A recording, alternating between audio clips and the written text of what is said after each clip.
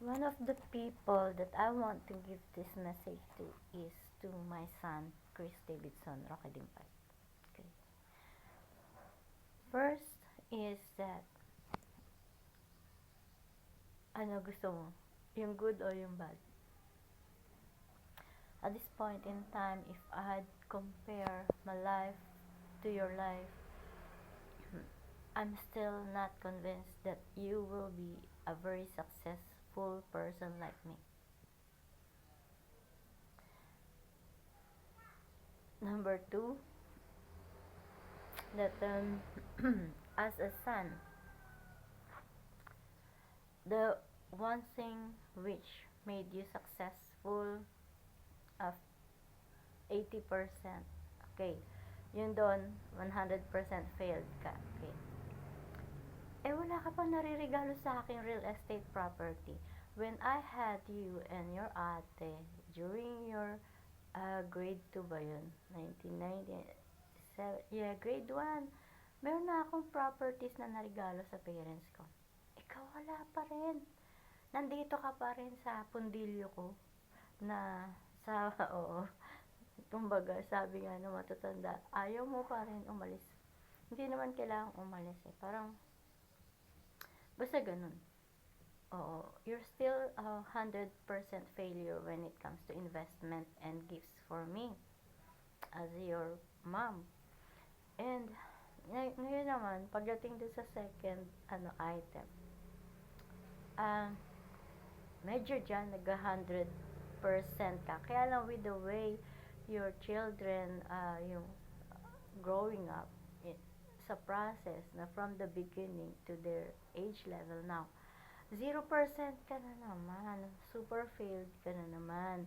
Kasi, hindi naman kayo ganyan ng ate mo. Oo. Kung ikukumpara ko, sasabihin ko sa'yo na, sana taga Manila na lang pinakasalan mo. Okay, number 3. Saan ka pa ba super failed? Yun na lang kasi nag-trending nga. Saan ka pa ba super failed?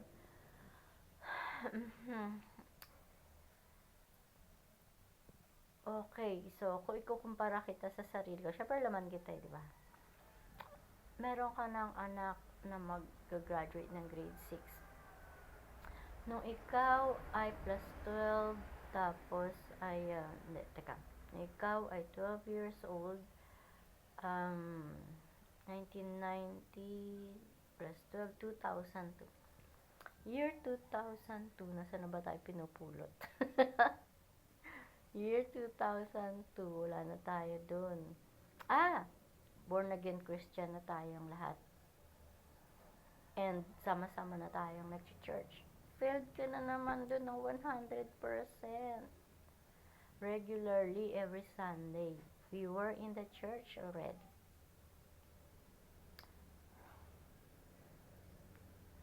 Pang-apat, yung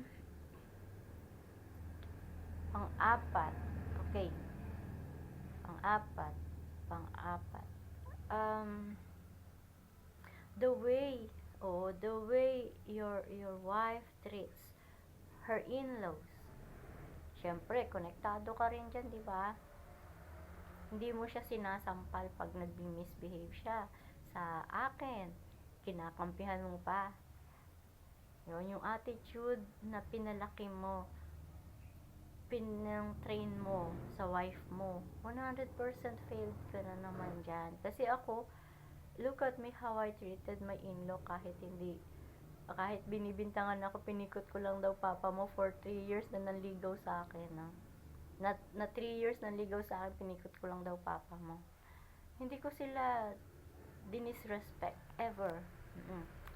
At hindi ko rin pinigilan ang papa mo na magbigay sa kanila kahit pera, kahit items, kahit attention, time, hindi ko pinigilan. Failed ka na naman. Ilang points na yun? 5 na. Saan ka ba talaga patungo? Ang ibig mo ba sabihin ay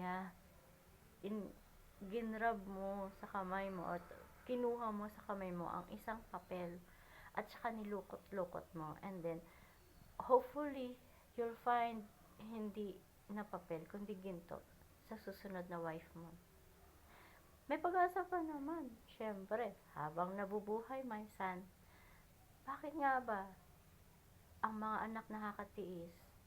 Pero ako hindi naman ako nakatiis sa magulang ko, lagi lang akong, kumbaga, hangin o nagbibigay sa kanila ng inspiration at support. Pero ikaw utot ay binigay mo sa akin.